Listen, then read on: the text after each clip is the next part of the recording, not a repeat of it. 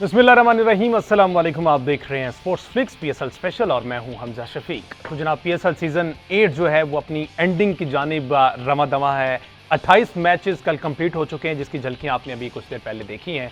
29वां match इस वक्त चल रहा है पेशावर ज़ल्मी वर्सेस इस्लामाबाद यूनाइटेड। पेशावर ज़ल्मी ने 180 रन का जनाब टारगेट दिया और इस्लामाबाद यूनाइटेड की टीम जो है कुछ मुश्किलात का शिकार है। 111 पर 6 खिलाड़ी उसके आउट हो चुके हैं और गालिबन 13 ओवर इस टाइम हो चुके हैं।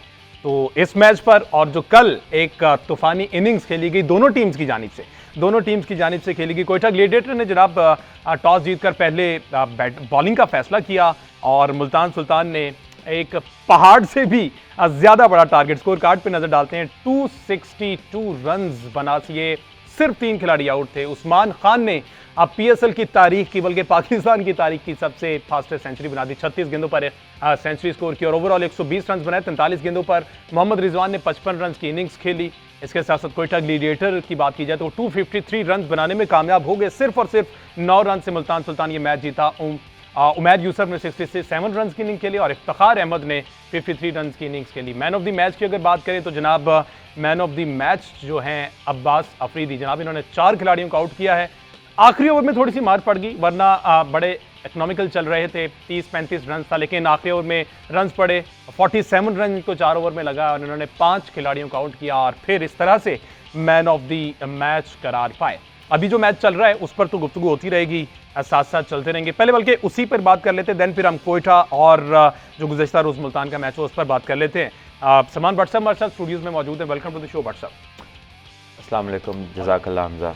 भट्ट साहब क्या देख रहे हैं ये वाला मैच? पॉइंट टेबल पर तो कोई ऐसा फर्क नहीं पड़ेगा लेकिन तो 8 विकेट्स गिर गई हैं इस्लामाबाद यूनाइटेड की 111 रन पे और ऑलमोस्ट जो है अब तो एक मिरेकलस परफॉर्मेंस चाहिए होगी क्योंकि फ़हीम अशरफ हैं अंदर और साथ इनके मेरहल अभी आएंगे वसीम जूनियर, वो भी कैपेबल बैटर है। बहरहाल 69 रन रह गए 26 बॉल पे, but I think a very good display bye Peshawar Zalmi. Bowling में कैचिंग बड़ी अच्छी की है। पिछले 3-4 कैचेस बड़े अच्छे हुए हैं और इस पिच के ऊपर जिसके ऊपर 3 दिन से सिर्फ ये क्रिटिसाइज हो रहा है कि इस पे ज़्यादा स्कोर क्यों बन रहा है और आज इस पे एक लो स्कोर इस पिच के मुताबिक 179 डिफेंड हो रहा है। बिल्कुल। तो आई होप कि आप बैटिंग की क्वालिटी पे के ऊपर भी लोग बात करें बजाय कि सिर्फ पिच को क्रेडिट देते जा रहे हैं कि जी पिच बहुत अच्छी थी। बिलाशुबा पिच अच्छी थी लेकिन जिस तरह की बैटिंग हुई है बैक टू बैक 2 मैचेस में वो भी अनबिलीवेबल थी। फिर जो ऑस आती है, गेंद गीला होता है, वो भी बॉलर और फील्डिंग के लिए बहुत मुश्किल हो जाती है उसमें।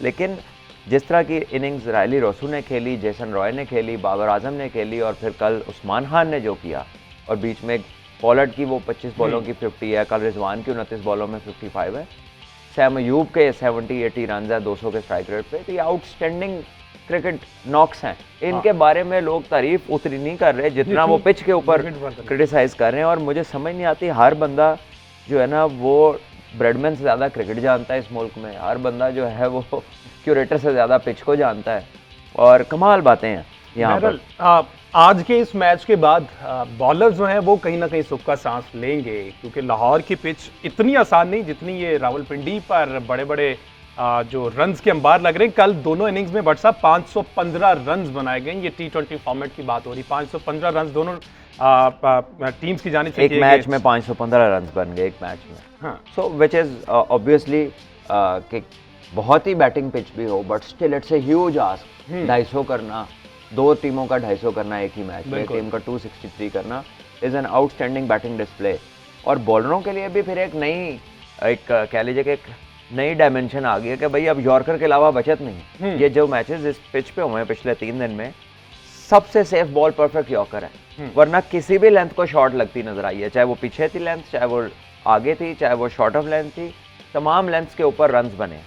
सिर्फ एक यॉर्कर और ये वो बॉल है जिसपे पाकिस्तानी बॉलर्स महारत रखते थे कुछ अर्सा पहले। लेकिन एक्सेस ऑफ T20 की वजह से जो नई मॉडर्न क्रिकेट के अंदर अगर आप देखें तो बॉलर्स ने ज़्यादा रिलाई करना शुरू कर दिया है पेस की वेरिएशन के ऊपर। स्लोअर वंस कटर्स करते हैं और उसको कभी लेग कटर, कभी ऑफ कटर, कभी बैक ऑफ द हैंड और स्लो बाउंसर।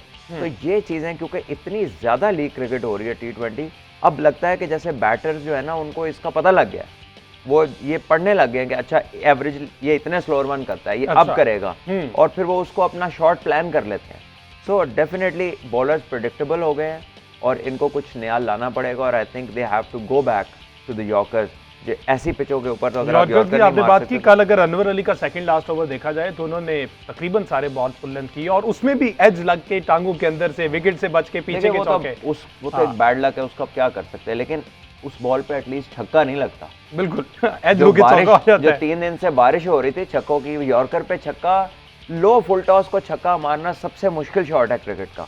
और वो जो है, अब ये देखिए एक और शॉर्ट पिच बॉल है, स्लोअर वन ही सही, तो आराम से चौका लग गया। बैटर के पास बड़ा टाइम होता है। छक्के चौकों की बारिश की बात हो रही है, उस्मान खान की अगर हम इनिंग्स दिखा सकें, 9 छक्के मारे कल उन्होंने, 12 चौके, 36 गेंदों पर सेंचुरी की और ओवरऑल 43 बॉल्स पर 120 रन की इनिंग्स के लिए। अनफॉर्चुनेटली ये मैच हार गए, वरना मैन ऑफ द मैच जो थे वो उस्मान खान ही बनते थे। जरा दिखाइएगा उस्मान खान की इनिंग। जनाब ये तूफानी इनिंग्स जिस तरह से उस्मान खान ने खेली है, कल भी अब बड़े हिट के लिए बाहर निकले हैं क्रीज से और स्टंप आउट हो गए। 45 गेंदों पर 120 रन। मेरा ख्याल बर्ड्सअप ग्राउंड का कोई ऐसा हिस्सा नहीं था जहां पर उस्मान खान ने गेंद ना पहुंचाई हो। बिल्कुल, बहुत शानदार इनिंग, बड़ी पावर से भरपूर नॉक, और कैस अहमद पे तो बिजली बन के बरसे हैं। 2 ओवरों में 57 रन तो उन्होंने उसी को, यानी जब उन्होंने 100 किया तो 57 तो कैश को ही किया हुआ था। और T10 में भी ये फास्टेस्ट 50 कर चुके हैं। इससे पहले BPL में भी इन्होंने सेंचुरी की है। इनका ताल्लुक है शेखपुरा से। अच्छा। और ये भाई हैं नदीम जावेद के, जो कि पाकिस्तान अंडर 17 में फास्ट बॉलर होते थे। और नदीम जावेद जब फास्ट बॉलिंग कर रहे थे पाकिस्तान अंडर 17 में, तो मैं पाकिस्तान अंडर 17 का कैप्टन था।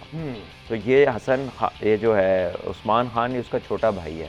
अच्छा। और फिर नदीम शेखपुरा से शिफ्ट हुए कराची और उस्मान को साथ ले गए, और कराची में उसने बहुत सारी क्रिकेट खेली, रमज़ान क्रिकेट, उमर एसोसिएट्स के लिए भी खेली, पाकिस्तान CC क्लब है जो सरफराज भी जिससे खेलते हैं, उधर भी इसने क्रिकेट खेली है।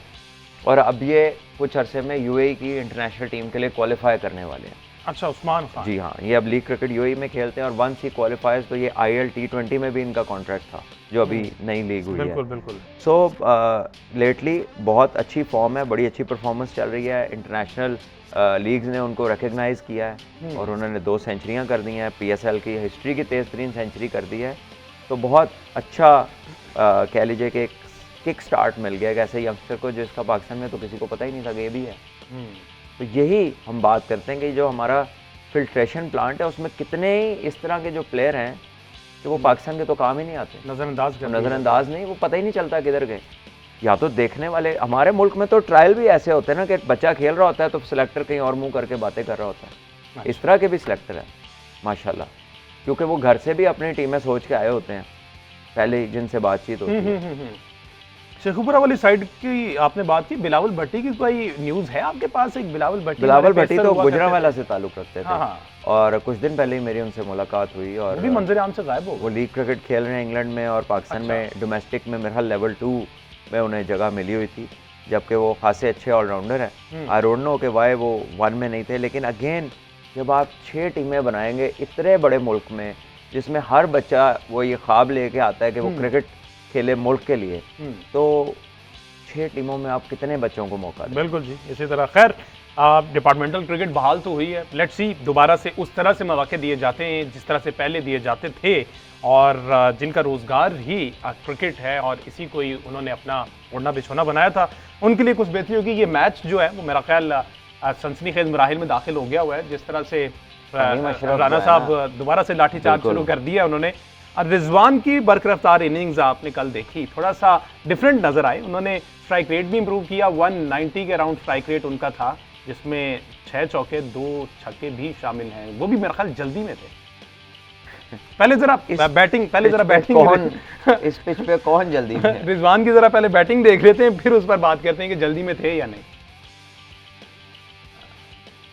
तो जनाब ग्राउंड की बरकत है, रावलपिंडी स्टेडियम की ये बरकत है कि जिस तरह का भी पहले वो प्लेयर खेलता हो, यहाँ पर आकर अटैकिंग क्रिकेट शुरू हो जाता है और तेज़ तरीन सेंचुरीज बनने लग गई हैं, 50s बनने लग गई हैं। और रिजवान ने भी कल 29 गेंदों पर 55 रन की इनिंग्स खेली। कुछ फ़र्क नज़र आया आपको रिजवान की अप्रोच में कल पिंडी स्टेडियम को मद्देनज़र रखते हुए?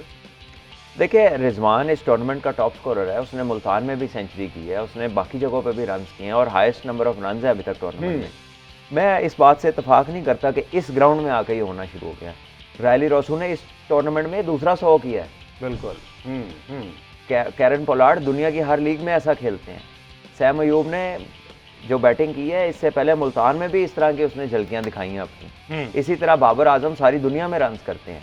किसी ऑर्डिनरी प्लेयर ने रन्स किए हैं तो उस पर आप बात करेंगे जी पिच पे हर बंदे ने स्कोर कर दिया।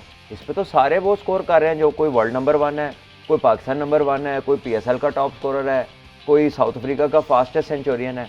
इस पे कोई आम बंदे ने तो 100 किया ही नहीं है। लेकिन इफ्तिखार ने कल किया 170 के स्ट्राइक रेट पे 50 और करके उसने सबको जो इशारा कर दिया, उसकी मुझे समझ नहीं आई कि चेज चाहिए 260 की और आप मतलब पता नहीं किसको उन्होंने चुप कराया, वो रीजनेबल नहीं था। बहरहाल आई थिंक कि जो टॉप क्लास प्लेयर्स हैं ना, उन्होंने ही ये डिस्प्ले दिखाया बैटिंग का। लेकिन इस पर पिंडी स्टेडियम पर इसलिए ज्यादा बात की जा रही है कि पहले हमने कराची में देखे, मुल्तान में देखे, इंडिविजुअल परफॉर्मेंसेस तो थी, लेकिन इस तरह के बड़े टोटल और किसी ग्राउंड में नहीं हो रहे थे, वो सिर्फ पिंडी में हुए। इस वजह से पिंडी को जरा ज्यादा हाईलाइट किया जा रहा है। देखिए पिंडी में बॉल जो है obviously comes on the bat much nicer, ठीक है, और ग्राउंड की डायमेंशंस बहुत बड़ी नहीं है। मे बी लाइक कराची होता, उधर भी बाउंड्री स्क्वीजिंग की होती है, लेकिन इसकी डायमेंशन कुछ ऐसी हैं। और पिंडी में ना बॉल ज़्यादा कैरी करता है, ज़्यादा दूर तक जाता है। जो हवा में शॉट लगती है ना, वो ज़्यादा दूर जाती है पिंडी में। इट्स वन ऑफ दो स्टेशन। सो एक हाई स्कोरिंग जोन है, हमेशा से है पिंडी, वाइट बॉल के साथ हाई स्कोरिंग जोन है, तो इसमें कोई वो नहीं होना चाहिए। साउथ अफ्रीका में जोबर्ग में 434 किया, ऑस्ट्रेलिया ने 434 चेज कर दिया, साउथ अफ्रीका ने किसी ने पिच पे बात नहीं की। इंडिया में आए दिन 450 350 रन वनडे क्रिकेट में बनते हैं, चेज होते हैं, कोई बोलता नहीं है। लेकिन पाकिस्तान में 2 दिन में 2 दफ़ा 250 हुआ है। पता नहीं कहाँ से लोग बोले हैं कि जी ये क्या पिच बन गई है। भाई एंटरटेनिंग क्रिकेट है यहाँ पर, और बॉलर की स्किल का टेस्ट है। आप देखें ना, कई बॉलरों को अब इसको यॉर्कर्स पे वापस जाना पड़ेगा, अपनी स्किल डेवलप करनी पड़ेगी कि भाई यॉर्कर्स के अलावा बचत ही नहीं है। और ये कौन सा मैच का रिजल्ट नहीं आ रहा, कोई ड्रॉ थोड़ी ना हो रहा है, तो एक अननेसेसरी नॉइज है समटाइम्स, बिल्कुल इलॉजिकल जो है ना वो चीज़ें लोग डिमांड करना शुरू कर देते हैं।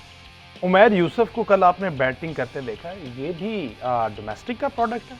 बिल्कुल डोमेस्टिक का प्रोडक्ट है, बहुत अच्छा फर्स्ट क्लास क्रिकेटर है, और पिछले कुछ 4 साल 5 साल से फर्स्ट क्लास क्रिकेट खेल रहा है, और टेक्निकली बड़ा स्ट्रॉन्ग बैटर है ये।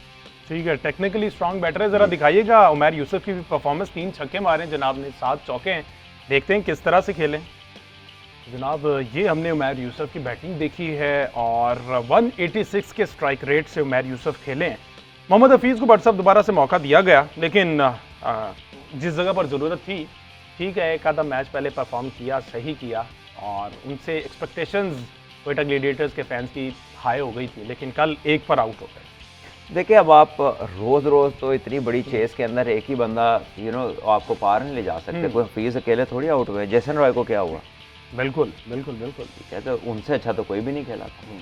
तो ये बैक टू बैक जो है डेली एक ही बंदे का रन करना, it's not something that happens in cricket. और जो करते हैं बार बार रन, उनसे भी लोग खुश नहीं है। बाबर आजम जब करते हैं बार बार, तो वो उस पर भी लोगों को लेकिन आज के मैच में एक बात होगी, बाबर पर तनकीद नहीं होगी। आज ये होगी कि वो नहीं थे तो चेज नहीं होने दी। अच्छा, चलें, वो निकाल लेंगे, एंगल कोई निकाल लेंगे, ढूंढ लेंगे, इसी काम के लिए बैठे। इफ्तिखार अहमद की जनाब 53 रन की इनिंग्स थी, 4 छक्के 4 चौके शामिल हैं, और उन्होंने खामोशी का इशारा खुदा जाने अपने हेटर्स को किस सेंस में दिया। पहले जरा इनिंग्स देख लेते हैं जिस तरह से उन्होंने खेला। जनाब ये इफ्तिखार अहमद की बैटिंग देखी, कोशिश उन्होंने पूरी की, 53 रन की इनिंग्स खेली, थोड़ा सा जल्दी आउट हो गए, वरना जिस नैरो मार्जिन से ये मुल्तान सुल्तान मैच जीता, सिर्फ 9 रन से ये मैच जीता मुल्तान सुल्तान। अगर ये और उमर अकमल मजीद थोड़ा सा खेल जाते तो शायद सिनेरियोज कुछ और होते। बहरहाल अभी जो मैच चल रहा है वो थोड़ा सा इंटरेस्टिंग होता दिखाई दे रहा है, और ये एक और चौका, 10 गेंदों पर इस वक्त 30 रन रह गए। सलमान भट्ट साहब, क्या तजुर्बा आपका कहता है? कहूँगा कि निहायत ही एक कह ले कि एक डम किस्म की बॉलिंग कर रहे हैं सलमान इरशाद। इनको पता है लेंथ पे माफी नहीं है। कोई 4 शॉर्ट बॉल किए, 2 छक्के 2 चौके खा चुके, फिर शॉर्ट बॉल किए जा रहे हैं। इनके एंगल पर शायद फुल लेंथ करना मुश्किल होता हो, इन्हीं के एंगल पे तो ज्यादा यॉर्कर होते हैं। मलिंगा कितने यॉर्कर करते थे, अगर आप ये देखें लाहौर कलंदर के जमान खान को देखें, कितने वो अच्छे यॉर्कर्स करते हैं, और ये भी करते रहे पिछले साल। और ये कोई इतनी एक्सप्रेस पेस नहीं है कि ये बाउंसर मार के तो बैट्समैन देखेगा नहीं तो वो डर जाएगा या गुजर जाएगा बॉल। तो मेरा ख्याल है कि और अगर एज भी लगेगा पीछे छक्का होने का चांस है तो एक बड़ा ही कह लीजिए कि ये देखें इनका स्लोअर वन डिसेप्टिव है या ये यॉर्कर करें तो उस पर अच्छा खासा चांस है, इनका विकेट लेने का भी चांस है जिससे मैच खत्म हो सकता है। लेकिन वो तो पता नहीं किस चक्कर में हैं ये बच्चे आजकल के।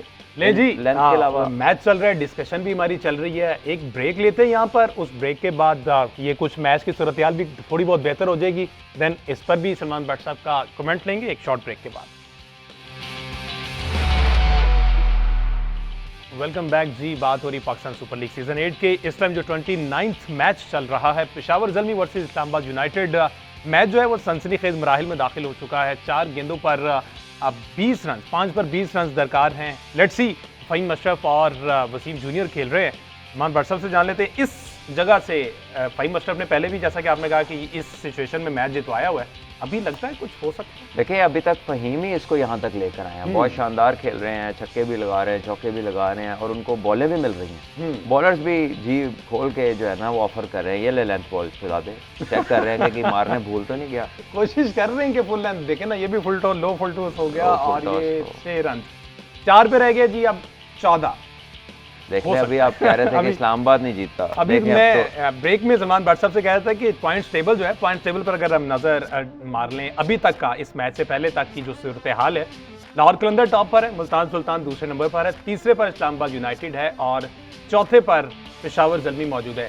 ये मैच अगर इस्लामाबाद जीतता है और बड़े मार्जिन से थोड़ा सा जीतता है, क्योंकि मुल्तान सुल्तान का नेट रन रेट प्लस में है, इस्लामाबाद का जनाब भी हम देख रहे हैं माइनस में है। अब पॉइंट दोनों के 12-12 हैं। अगर ये थोड़ा सा बड़े मार्जिन से मैच जीत जाते हैं तो इस्लामाबाद दूसरी पोजीशन पर जा सकता है, जिसका क्वालिफायर राउंड जो होना है, क्वालिफायर पहला मैच जो है 15 मार्च को, वो लाहौर वर्सेस इस्लामाबाद हो सकता है। लेकिन अभी तक की सूरत हाल के मुताबिक तो यही लग रहा है कि लाहौर वर्सेस मुल्तान सुल्तान ही पहला क्वालिफायर होगा और एलिमिनेटर जो है इस्लामाबाद और पेशावर ज़ल्मी के दरमियान खेला जाएगा। 4 गेंदें रह गई, लेट्स सी इस मैच में क्या बनता है। इसके साथ साथ अगला मैच जो है वो भी एक बहुत बड़ा मैच है, बहुत बड़ा मैच। इस तरह से कह सकते हैं कि राइवलरी जो चल रही है लाहौर कराची की राइवलरी चल रही है और आउट कर यॉर्कर पे बोल्ड कर दिया, यॉर्कर पर जनाब आउट कर दिया। राइवलरी की बात कर रहा था, वैसे तो हर टीम ने 2-2 मैचेस खेले हैं ओपोनेंट टीम से, लेकिन लाहौरी फैंस के लिए ऐसा लग रहा था जैसे पूरी दुनिया के मैचेस हो रहे हैं, लाहौर कराची का मैच नहीं हो रहा, क्योंकि वो बहुत पहले नेशनल स्टेडियम कराची में लाहौर वर्सेस कराची मैच हुआ था जिसमें कराची को पता हुई थी। तो लाहौरी जो है अब वो बदला लेने के लिए तैयार है। 7 बजे दूसरा मैच लगना है, उस पर भी बात करेंगे। इसके साथ साथ जो कल एक बड़े टोटल वाला मैच था उस पर हमने बात कर ली है। बॉलिंग पर थोड़ी सी बात करेंगे। अब्बास अफरीदी ने कल 5 खिलाड़ियों को आउट किया और man of the match Usman Khan की जनाब उन्होंने सेंचुरी ज़ाया कर दी है। Man of the match Abbas Afridi बने। तो 4 ओवर में 47 रन भट्ट साहब मेरिट पर बॉल किए या बॉलर बैटर अपनी मेरे ख्याल में सिर्फ मैन ऑफ द मैच इसलिए दे दिया गया कि इतने जहाँ पर पिचेस के ऊपर रन्स बहुत ज़्यादा बने, बैटिंग डोमिनेट कर रही हो, तो एक बॉलर का 5 विकेट्स लेना जो है ऑब्वियसली वो एक बड़ी बात है। But on the other and उस बैटिंग विकेट का ही नतीजा था कि वो हर बॉल पे हिट मारने जा रहे हैं। बैटर जो थे, जो विकेटें मिली हैं वो कोई इन स्विंग आउट स्विंग पे नहीं मिली, वो मिली है कि हर बॉल पे छक्का मारने की कोशिश की है, तो जो नहीं लगा तो वो कैच हो गया। अब इसमें ये बहस आ जाती है ना कि और बॉलरों को भी तो मार रहे थे लेकिन इनको नहीं लगे। सो दैट इज़ वाई उनको अप्रिशिएट करते हैं कि चेंज ऑफ पेस अच्छा था और काफ़ी उन्होंने कह लीजिए कि अंडर प्रेशर जब मार बहुत ज़्यादा पड़ी होती है तो बॉलर अंडर प्रेशर होता है, उसमें काफ़ी बार डिसेप्टिव बॉलिंग की जिसमें चेंज ऑफ पेस। लेकिन आई स्टिल बिलीव कि एक बंदा पहला मैच खेले और आपकी तारीख की तेज़ तरीन सेंचुरी कर दे और आप उसको मैन ऑफ द मैच ना दें, इसकी कोई जस्टिफिकेशन नहीं है। चेंज ऑफ द पेस की बात कीजिए, ज़रा दिखाएं 4 खिलाड़ी जिस तरह से आउट किए और चेंज ऑफ पेस इसी में देख लेते हैं। अब्बास अफरीदी के तो हमने 4 खिलाड़ियों को आउट करते हुए देख लिया है। अभी पेशावर ज़ल्मी जो है वो 13 रन से जीत गए हैं। ये 29वां मैच था और पेशावर ज़ल्मी ने 166 रन पर आउट कर दिया है तमाम खिलाड़ियों को, इस्लामाबाद की टीम को, और 13 रन से ये फतह अपने नाम कर लिया। स्टार्ट अच्छा नहीं था, साइम अयूब जो हैं शायद हमारे जवान लड़के को नज़र लग गई, वो आज आते ही आउट हो गए। इस पर सलमान भट्ट साहब आप कुछ कह रहे थे, फजल हक फारूकी का पहला ओवर या पहले 2 ओवर खतरनाक शाहीन अफरीदी की तरह। देखिए बॉल स्विंग होता है और दोनों तरफ स्विंग होता है फजल हक फारूकी का, और उसमें थोड़ा सा ओपनिंग बैटर को थोड़ा टाइट होना पड़ता है। मैंने नहीं देखा किस तरह वो आउट हुए हैं, but having said that Sam Ayub is in outstanding form, और अगर आप पहले ओवर में आते ही आउट हो जाते हैं तो that can be a good ball. और इनिशियली आते ही कोई भी बैट्समैन अगर पहले 2-3 बॉलों में आउट होता है तो एक काफ़ी पॉसिबिलिटी होती है नए बॉल के ऊपर कि अच्छी जगह से अगर बॉल स्विंग हो गया है तो डजेंट मैटर कि आप कौन है, you can get out to it. और आई थिंक कि सैम अयूब जिस तरह की फॉर्म में है, उनका अगर आउट ना होते तो फिर पता चलता आज फिर 200 कुछ कर दिया। लेकिन फिर भी जी 179 जो है डिफेंड करके मोहम्मद हारिस ने 79 रन की इनिंग्स खेली है, 5 छक्के शामिल है उसमें, 39 गेंदों पर 79 रन और 202 के स्ट्राइक रेट से जनाब हारिस ने खेली है। आज ओपनर आए, वैसे चौथे पांचवें नंबर तक इन्हें ले गए हुए थे, बैटिंग ऑर्डर चेंज करने के बावजूद हारिस जो है परफॉर्म कर रहे हैं। वैसे देखिए हारिस का जो है कह लीजिए कि एक रोल ही इस तरह का है कि आना है और बस अपनी पेस पे लाठी चार्ज शुरू कर देना। और आज तो ओपन ही किया उन्होंने, वो उसी नंबर पे हैं जिस पे वो मोस्टली परफॉर्म करते हैं, ओपन ही किया। वो जब सैम अयूब और बाबर होते हैं तो फिर हारिस वन डाउन आते हैं। तो आज उन्होंने 39 बॉलों में 79 किया है, 202 का स्ट्राइक रेट है। और जो काम सैम और बाबर करते आ रहे थे पिछले 2-3 मैचेस से, उनकी गैर मौजूदगी में हारिस ने कर दिया। और यही मेन स्टे भी बने इनिंग्स का। उसके बाद 41 रन की एक इनिंग है राजापक्षा की, और बाकी तो एड ऑन्स हैं, 12, 10s और डबल फिगर्स के 3-4 स्कोर हैं।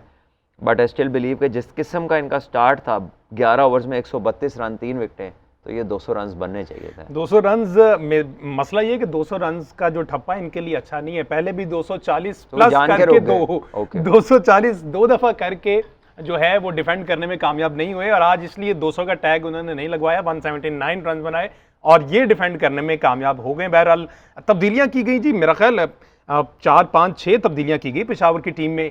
इस जगह पर आकर विनिंग कॉम्बिनेशन, खैर विनिंग कॉम्बिनेशन तो नहीं कह सकते, पिछले 2 मैचेस हारे, तब्दीली मेक श्योर थे कि वो क्वालिफाई तो कर गए, ट्राई कर लिया। आई थिंक बाबर आजम तो बीमार है और बाकियों को भी पॉसिबल है 1-2 को रेस्ट कराया हो, किसी को कोई निगल हो, बिकॉज अब वो प्लेऑफ में तो कंफर्म हो ही चुके थे। तो डेफिनेटली टीम में कुछ ऐसे, जैसे वहाब है, is on that side of his career कि जहाँ पर आपको उसे संभाल के चलाना पड़ेगा टूर्नामेंट में। और इसी तरह बाबर तो है, वो obviously he wasn't fit in a sense कि वो he was suffering with fever. और बाकी चेंजेस क्यों किए हैं, maybe to give other people a go, बाकियों को भी चेक कर लें, बेंच पे बैठे बैठे रस्टी तो नहीं हो गए, क्योंकि पहुंच तो चुके ही हैं और इससे पोजीशन तब्दील नहीं होनी। आखिरी मैच वही होना है जो आज बैठे हैं, रेस्ट कर रहे हैं। ठीक है जी, आज के मैच और ये सेकंड इनिंग्स पर क्या देख रहे हैं? 179 जिन पिचेस पर हमने टोटल 515 रन बनते देखे कल के मैच में, वहां पर 179 को ही पहाड़ बना दिया गया। जल्दी में थे इस्लामाबाद के नौजवान जो है। देखिए, इस्लामाबाद के नौजवान किस दिन जल्दी में नहीं होते, वो तो सो भी जल्दी जाते हैं, 8 बजे उधर सारा कुछ बंद हो जाता है। तो ये इस्लामाबाद की जो टीम है, लाइटर नोट, वरना इस्लामाबाद के फैंस गुस्सा भी कर जाते हैं इस बात पर कि जल्दी सोना तो अच्छी आदत है, इसमें गुस्सा करने वाली क्या बात है ना उनके ऊपर कि वो बर्गर का इससे कोई लिंक नहीं है। ठीक है ना जी, ये तो एक जेन्युइन सी बात है कि वो इट क्लोजेस डाउन अर्ली और वहाँ पे लोग अर्ली बैक टू होम चले जाते हैं। It's not a happening city like may be Karachi और लाहौर, तो इसमें तो कोई बुरा मानने वाली बात नहीं है, तो फैक्ट है।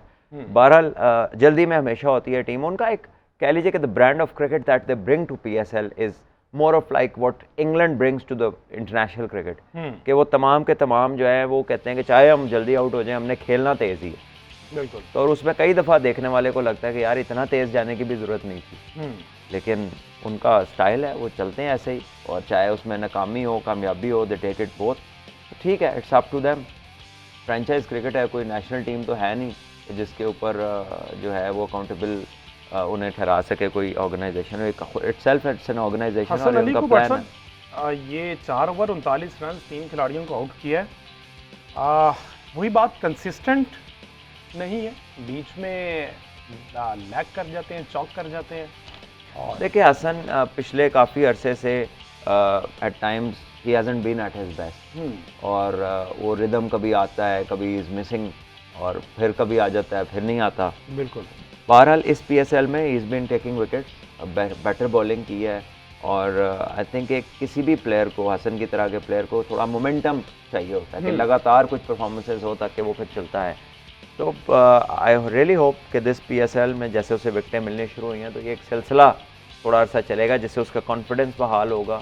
और ऑब्वियसली अब आगे फाइट टफ है फास्ट बॉलिंग कंटिजेंट के अंदर। There is Naseem Shah, there is Shaheen तो है ही world class bowler, Haris Rauf है, एहसान उल्लाह आ गए हैं, पेस सबकी हाई है, और जब आपके पास इस तरह की पेस बैटरी हो, फिर आपके पास हसनैन की जगह मुश्किल में पड़ जाएगी, धानी की जो 7 फेरे थे वो मुश्किल में पड़ जाएगी जगह। तो there is a lot to you know in terms of competition. एक बात तो कंफर्म है कि इस पीएसएल के एंड पर हमें कुछ नए चेहरे मिलेंगे पाकिस्तान क्रिकेट टीम। मिल गए हैं ऑलरेडी। हाँ।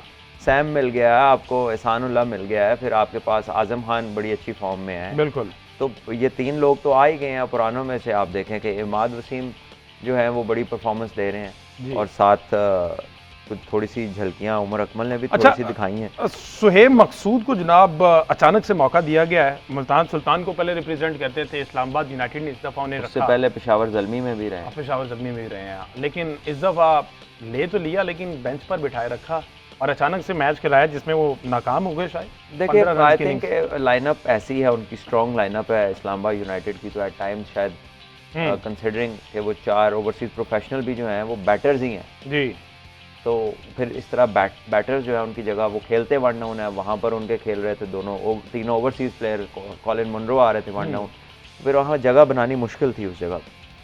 मेरा ख्याल आजम खान भी इंजर्ड हैं, जो कि big blow for Islamabad United, क्योंकि वो तो सिंगल हैंडेडली मैच का पासा पलट दिया करते हैं। वो इंजर्ड है, उनकी कमी ज़रूर महसूस हुई होगी आज इस्लामाबाद यूनाइटेड को।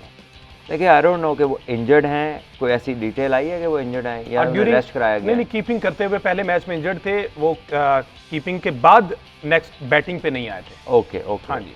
तो फिर definitely him being in top form तो वो लॉस है किसी भी टीम का। एक इनफॉर्म प्लेयर जो है अगर वो अनफिट होता है ड्यूरिंग द गेम तो it is a loss to the team. ठीक है जी, इस मैच पर मजीद भी गुफ्तगू करेंगे। आज एक और बड़ा मैच है लाहौर वर्सेस कराची, जिसका न सिर्फ लाहौर कराची फैंस बल्कि पूरे पाकिस्तान के जो शहरी हैं उनको इंतज़ार होता है। एक किस्म की राइवलरी बना दी गई है लाहौर और कराची को, इंडिया पाकिस्तान देखा जाता है।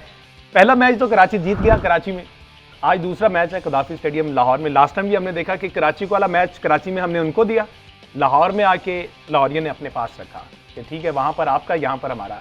इस दफ़ा भी वही होता, देख रहे हैं आप।